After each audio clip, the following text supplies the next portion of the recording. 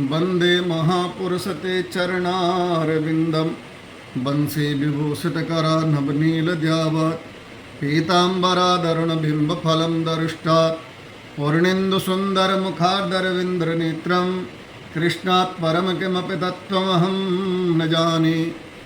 ॐ कृष्णाय वासुदेवाय हरये परमात्मने प्रणताक्लेशनाशाय गोविंदाय नमो नमः। बोले बाल कृष्ण भगवान की जय। सज्जनों, मित्रों, भक्तों, आज जो है एकादशी तिथि के निर्णय के बारे में हम चर्चा करेंगे, क्योंकि इस बार 13 अक्टूबर और 14 अक्टूबर को जो है एकादशी का व्रत पंचांगों ने लिखा हुआ है। वैसे तो बहुत सारे पंचांगों में स्पष्ट लिखा हुआ है, लेकिन कुछ पंचांग है जिन्होंने जो है एकादशी पापांकुशा एकादशी 13 तारीख को भी लिख दिया और 14 तारीख को भी लिख दिया। तो इसमें क्या हो रहा है कि जो भक्तजन हैं, जो व्रती हैं, जो व्रत करने वाले हैं, वो जो है इस निर्णय में जो असमंजस में है कि व्रत 13 तारीख को करें या 14 तारीख को करें। तो सज्जनों, एकादशी तिथि के बारे में पहले तो हम बात करें कि एकादशी तिथि 2 प्रकार की है। एक एकादशी तिथि है जिसका नाम है विधा एकादशी, और एक एकादशी तिथि है जिसका नाम है सुधा एकादशी। अब विधा और सुधा एकादशी में अंतर क्या है, ये सरल हम समझते हैं। विधा एकादशी उसको कहते हैं जो दशमी युक्त एकादशी हो, उसको विधा एकादशी कहते हैं। यानी कि अरुणोदय काल में, सूर्य उदय काल में अगर 3 घड़ी 4 घड़ी, वैसे तो 4 घड़ी का प्रमाण बता रखा है, कहीं कहीं जो है 2 घड़ी का प्रमाण भी है।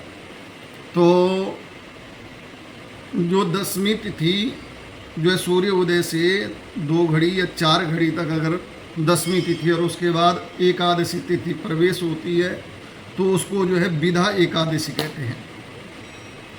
और सुधा एकादशी किसको कहते हैं, जो एकादशी सूर्य उदय से लेकर के पूरा दिन एकादशी है, सूर्य उदय से पहले पूर्व प्रारंभ हो जाती है और पूरे दिन एकादशी रहती है, या द्वादशी एकादशी युक्त द्वादशी, यानी अरुणोदय काल में 2 घड़ी या 4 घड़ी तक एकादशी है और उसके बाद द्वादशी प्रवेश हो गया और वो द्वादशी अगले दिन सुबह तक जारी है, तो उसको जो है सुधा एकादशी कहते हैं।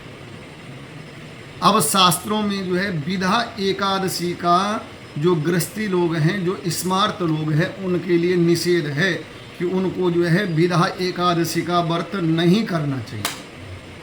परंतु सज्जनों, मित्रों, कई बार क्या होता है कि द्वादशी तिथि का क्षय हो जाता है, जिस प्रकार से जैसे कि इस बार है।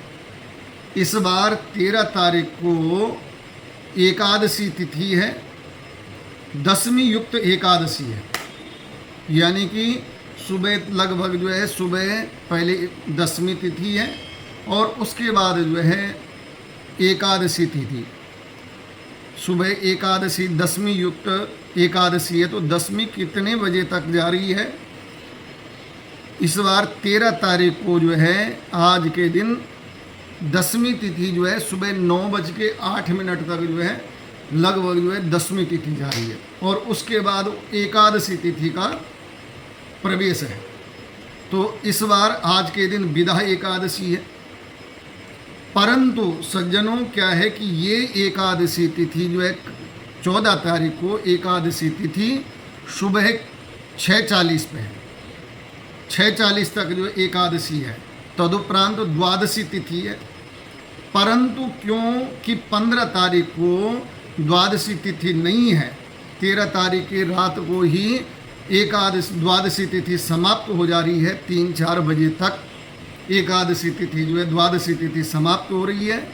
तो जो 14 तारीख को व्रत करेंगे उनको द्वादशी तिथि का पारायण नहीं कर सकते, क्योंकि 15 तारीख को त्रयोदशी तिथि सीधा प्रवेश हो रही है, द्वादशी तिथि प्राप्त नहीं हो रही है।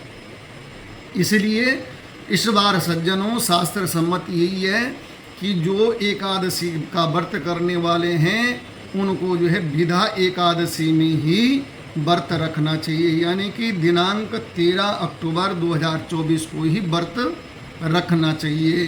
क्योंकि एकादशी का विधान ये है कि जो एकादशी का व्रत करता है वो द्वादशी में उस व्रत का पारायण करता है। तो इसलिए शास्त्र सम्मत इस समय निर्णय ये है कि दिनांक 13 तारीख को ही एकादशी तिथि का व्रत करना चाहिए। और पद्म पुराण के अनुसार भी लिखा है कि एकादशी द्वादशी चा रात्रि शेषे त्रयोदशी। बोला अगर एकादशी तिथि के साथ अगर द्वादशी तिथि प्राप्त नहीं होती तो पहले दिन ही दसवीं युक्त एकादशी को ही व्रत करना चाहिए।